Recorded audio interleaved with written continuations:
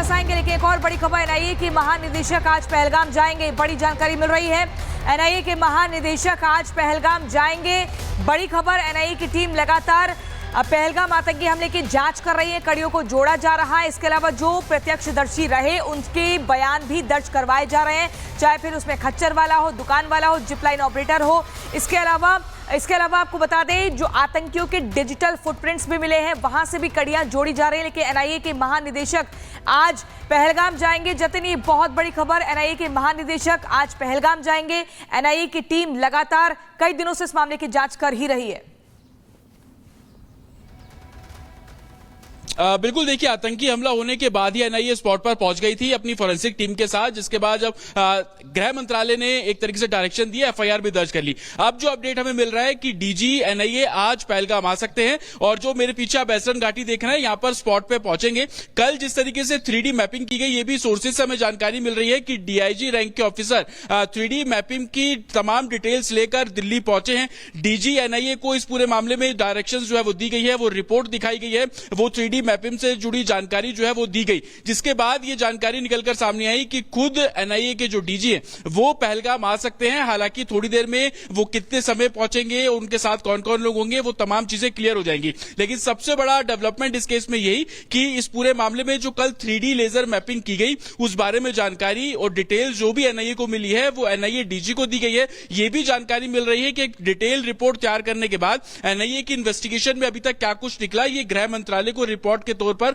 सौंपा जाएगा, ताकि गृह मंत्रालय भी आगे जो उनको फैसले लेने हैं, आगे जिस तरीके से उनको काम करना है, वो आगे काम कर सके। गृह मंत्रालय ने बिल्कुल क्लियर नोटिफिकेशन जारी कर दिया था कि इस पूरे आतंकी हमले की जो जांच है वो एनआईए करेगी, और उसके बाद से ही लगातार एनआईए की टीम मौके पर है। लेकिन अब जब डीजी के इन्वॉल्वमेंट की खबरें सामने आ रही हैं, और कल जिस तरीके से घाटी पर तकरीबन 6 घंटे तक 3D लेजर मैपिंग इस पूरे इलाके की गई, ये जानने की कोशिश की गई कि आतंकियों का एंट्री पॉइंट क्या है, आतंकियों का एग्जिट पॉइंट क्या है। ये तमाम डिटेल्स लेने के बाद अब डीजी इस पूरी रिपोर्ट को एनालाइज करेंगे, कुछ स्पॉट पर जाएंगे, तमाम जो तथ्य हैं उसको खंगालेंगे, और उसके बाद एक डिटेल रिपोर्ट इस पूरे मामले में गृह मंत्रालय को सौंपी जाएगी। हालांकि एनआईए का साफ तौर पर कहना है कि अभी तक 186 लोगों से पूछताछ की जा रही है।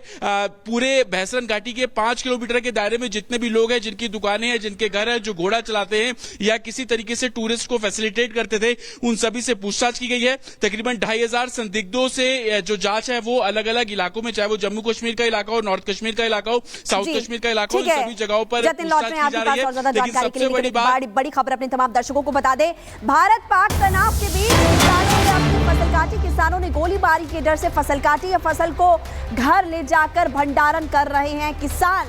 ये बड़ी खबर आपको बता रहे हैं कि फसल को घर ले जाकर भंडारण किसान कर रहे हैं। कुछ तस्वीरें आपको इस वक्त हम दिखा रहे हैं। भारत पाक तनाव लगातार बढ़ रहा है और इसी बीच किसानों ने अपनी फसल काट दी है, जिसमें आपको तस्वीरें भी नजर आ रही। किसान और कुछ उनके साथ मजदूर भी है, फसल को घर ले जाकर अब किसान भंडारण कर रहे हैं लगातार।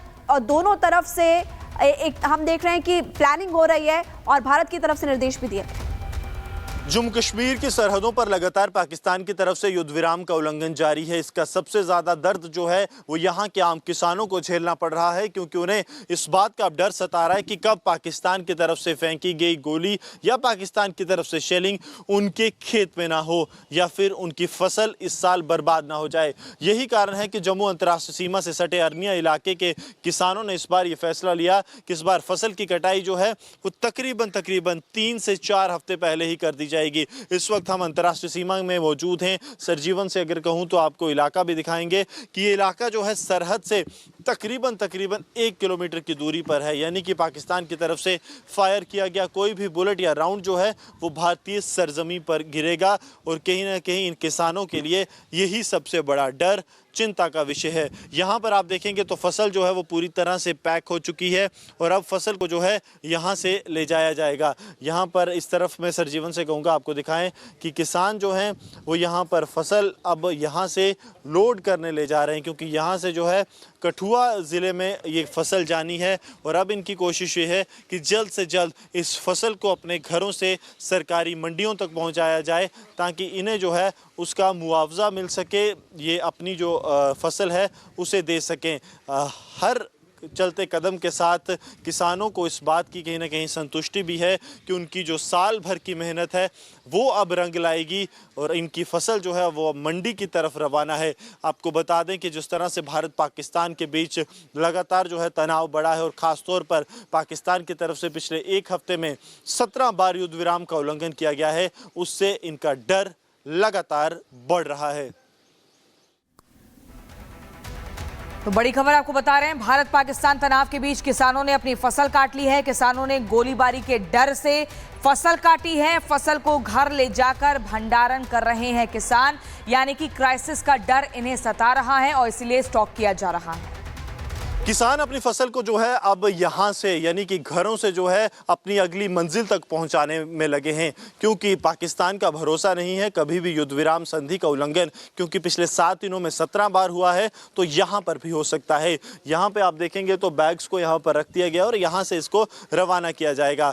किसानों की जो साल भर की मेहनत है वो कहीं ख़राब ना हो जाए, किसानों की ये कोशिश है। और इसके साथ साथ एक संदेश भी है कि हम जो हैं सरकार के किसी कदम में भी बाधा ना बने, क्योंकि सरकार के किसी कदम में बाधा बनना ये किसान नहीं चाहते। देश हित के लिए लगातार काम कर रहे हैं। हमारे साथ पूर्व यहाँ के सरपंच बलवीर कौर मौजूद हैं। बलवीर जी, आप लोगों ने जो है इस प्रोसेस को काफ़ी एक्सपीडाइट किया, 2 से 3 हफ्ते आप लोग पहले ले आए। बिल्कुल, अगर मैं ब्रदर बात करूँ तो ये गेहूं की फसल का जो काम रहता था ये 15 मई तक कंप्लीट होता था और ये मंथ हमारा पूरा जाता था, बट इस बार अप्रैल लास्ट में तकरीबन सारा कंप्लीट हो गया बॉर्डर।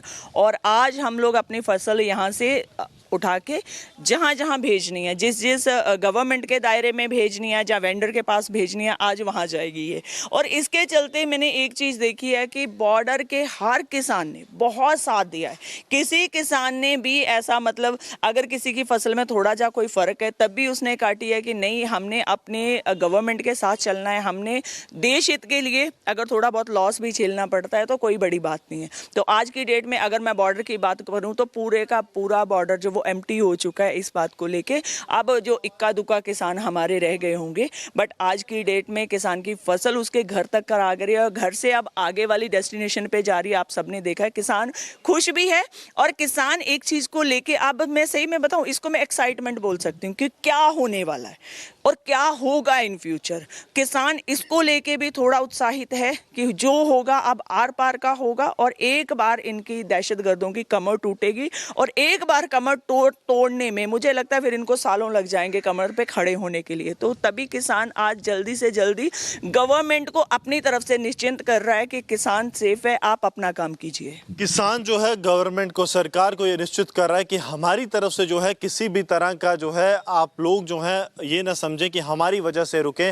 किसान लगातार जो है अब अपना काम कर रहा है। इस बार 2 से 3 हफ्ते पहले ही जो है यहाँ अरनिया गाँव के किसान, जो कि अंतर्राष्ट्रीय सीमा का इलाका है, इनकी तरफ से इस प्रोसेस को, पूरे फसल काटना और फसल को जो है अपने व्यापारियों तक भेजने का प्रोसेस को शुरू कर चुका है। और अब 1 मई को ही ये पूरा प्रोसेस खत्म हो जाएगा, यानी कि अब ग्रीन सिग्नल जो है सरकार को किसानों से भी मिल गया है।